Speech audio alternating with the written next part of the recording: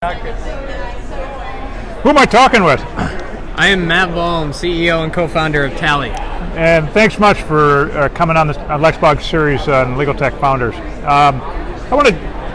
What gave you the idea to start this company? What were you doing at that time before you started it? At the time, I was working in corporate finance for a healthcare company, but my wife is an attorney. And so one night I saw her at our kitchen table with a pile of Post-it notes, and she was spending hours entering the information on the Post-it notes, and the info on the Post-it notes was her billable time.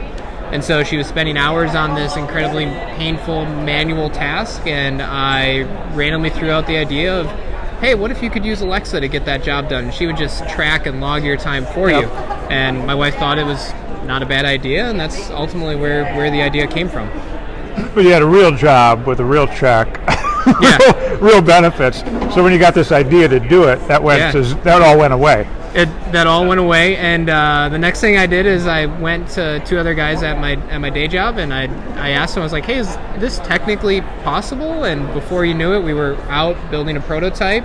We had done a demo video that we shot on our iPhone, shared it with a bunch of different investors, and within 3 months we had some seed capital in the door, and we started working on it just as a side hustle.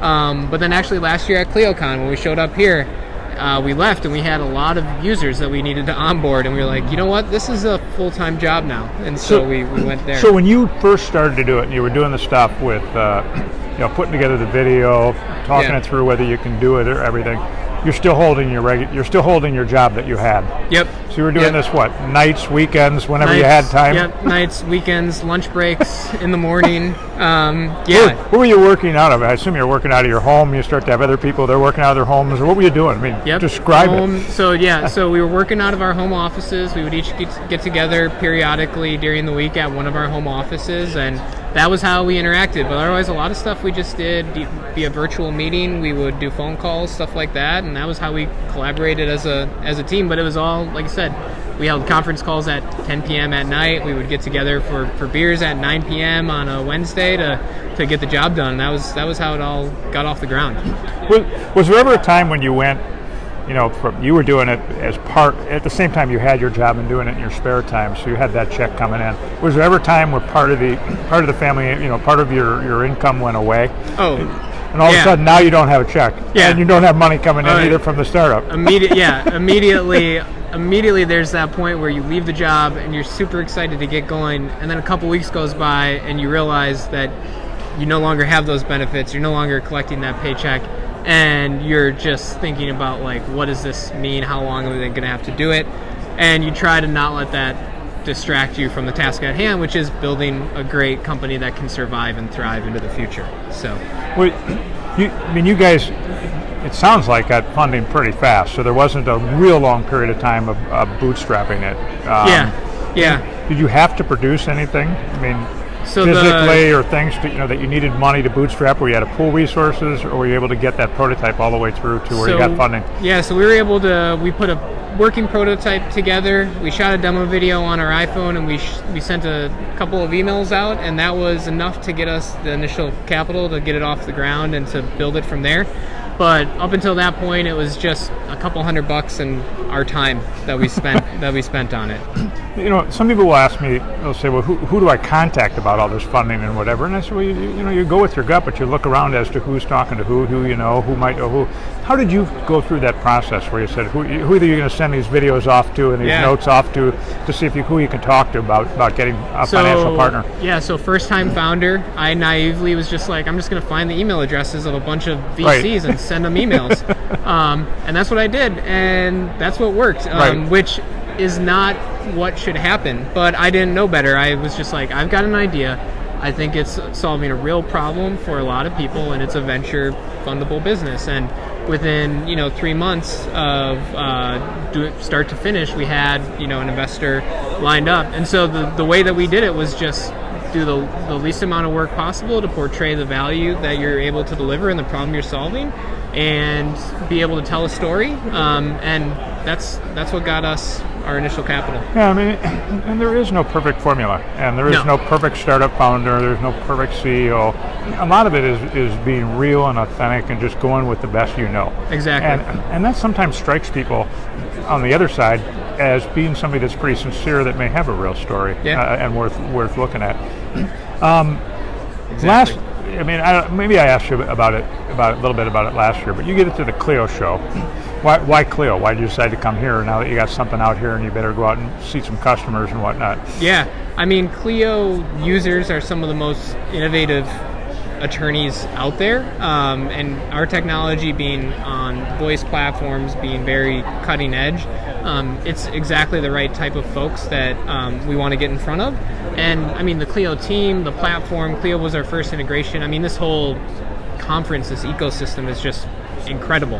And so whether we're a 2-year-old startup like we are now, or a 10-year-old startup, like, we're going to be here because it's the environment where we need to be. Yeah, a good message to people, legal tech companies. Exactly. But this is the people that are the early adopters. Yes. These are the people that can be innovative. Yeah, they might try anything just to get out in front and see what works. And they were some of the first people that signed up for Tali. And as I look back and reflect on the first thing that we released, like any startup, it's far from perfect. Right. It had its bugs. But those are the type of people that are willing to work with you to make the product better, and it's truly a team effort. And that's exactly the thing that sets any startup up for success. Was there ever? I mean, you guys, it's 2 years. You've done well as far as name recognition and what you've been able to do and getting onboarding customers. Has there been a time where you guys had some low points and go, is this really going to work? Oh. Or we're reading. I mean, is there one time where you remember the most where you said, "Oh my God"? Oh, absolutely. I mean, there's times where I will sit there and I'm just thinking to myself, like, why do sitting on their desk? Like, that's crazy. But then you have a great day the following day and you're like, oh, of course, everyone is going to be using voice technology into the future. Or there's times where you wonder, like, how am I going to pay my team next week? Like, those are all things that you will suffer and that you will go through, but resilience and consistency is what will get you through all of that, and it's part of the ride. Yeah, I mean, it's the next morning you wake up and you go, gee, what was I worried about? Yeah, exactly. And the night before you're thinking about, oh my God, I'm not going to be able to pay the team. Yeah, exactly. Yeah, you go from wondering, like, I'm not going to be able to pay the team, to having an inbound lead for a 1,000-person law firm come in through the door that's super excited about working with you, and then all of a sudden your mind shifts to, I need to hire more people to get that job done now. Who did you talk to? I mean, you can't go talk to your team and say, boy, I'm really worried about this or that sometimes, because you don't want to expose them to that fear. Yeah. Were there mentors that you had out there, or people you called on and you said, hey, I got this situation, can I bounce this off you? Absolutely. It's where finding the right investors comes in. So for us, investors are not just a check. They're mentors, they're advisors, and they will go through that ride with you.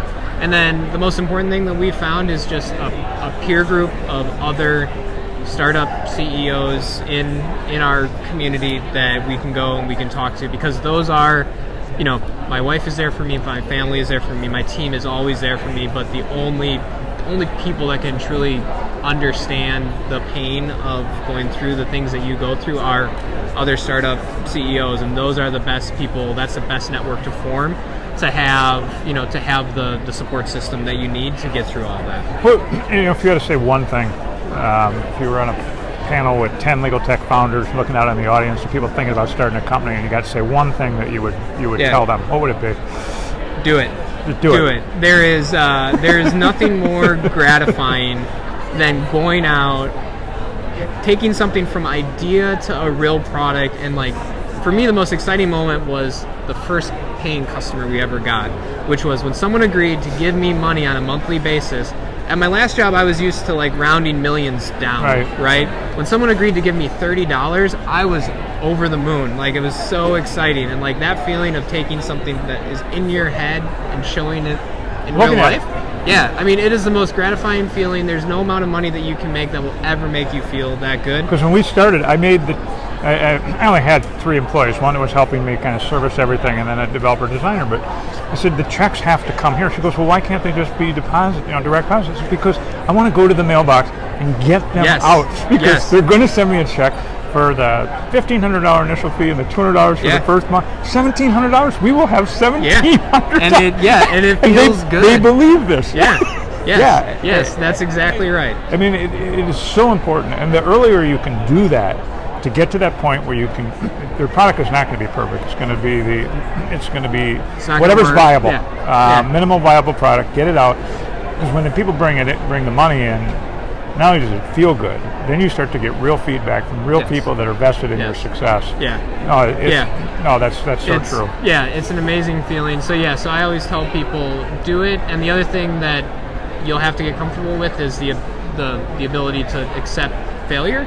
And I can honestly say, if things blow up and we go out of business tomorrow, like, the Tali ride has been the most exciting thing and fun thing I've ever done in my entire life, and there's nothing that I would do to replace that. So now do you have to have a spouse that's willing to put up with that craziness? And that's the other thing, is you need the support system, and that includes your team, that includes your family, that includes your wife, your boyfriend, your husband, like whoever it is, they will need to be there for you. That support system is critically important.